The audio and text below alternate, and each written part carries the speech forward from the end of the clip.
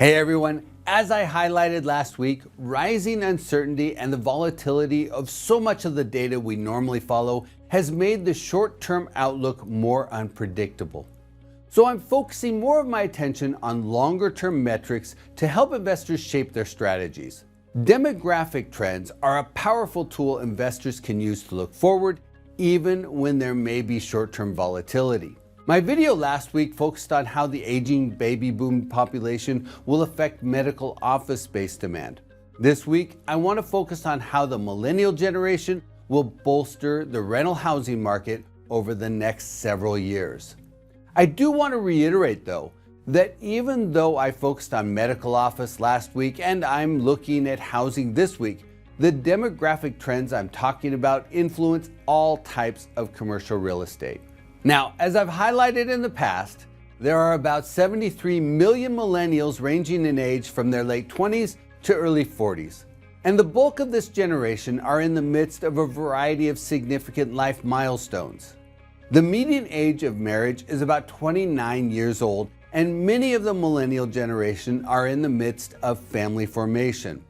And that's having a significant impact on the housing market. There are a couple of factors in play. First, the enormous wave of millennials in their prime household formation years is a core underlying housing demand driver. And even though the leading edge of this cohort is aging into their 40s, they're staying in rental housing longer. Apartment lease renewal rates have been climbing over the last year, and they're currently in the 55% range. And a key factor influencing that trend has been the fact that fewer renters are transitioning into homeownership. That trend reflects a few things. The quality of life in apartment rentals has improved tremendously over the years, with more services and amenities, higher caliber finish levels, and better floor plans. Apartment developers have really improved their product lines to make them more appealing to tenants, which has to a degree mitigated the desire for homeownership of many young adults.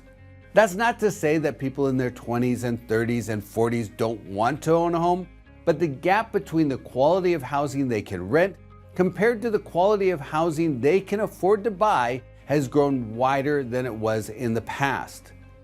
Over the last few years, the median price of a single-family residence has increased substantively. The median price has increased by 6.1% over the last year, and home prices are up almost 50% compared to the beginning of 2020. So homeownership affordability has come down quite a bit. On average, the payment on a median-priced home, including the estimated principal, interest, taxes, and insurance, is about $3,100 per month, while the average apartment rent in the US is about $1,830 per month. That's a gap of almost $1,300. So as a result, a lot of young adults are choosing to delay their first home purchase. In 2010, the median age of a first-time home buyer was 30 years. In 2020, it was 33 years. In 2022, it's 36 years. And last year, the median age of a first-time home buyer was 38 years old. So the millennial generation has been delaying their transition into homeownership, and while that could change in the coming years, I don't see a dramatic movement. Home builders simply aren't adding enough single-family houses to put downward pressure on prices, and at this point, mortgage rates aren't showing any signs of an impending decline. Looking forward 5 years, although things could change, it looks like the US will continue to face a housing shortage, and there will continue to be a significant affordability gap between homeownership and renting. At the same time, the quality of rental housing continues to improve, sustaining the livability of apartments. As I look forward over the span of years, I believe the demand for rental housing will remain strong, and at the same time, we're seeing a slowdown in the pace of housing construction. That implies to me that rental housing vacancy rates will likely trend lower as we see strengthening rent growth.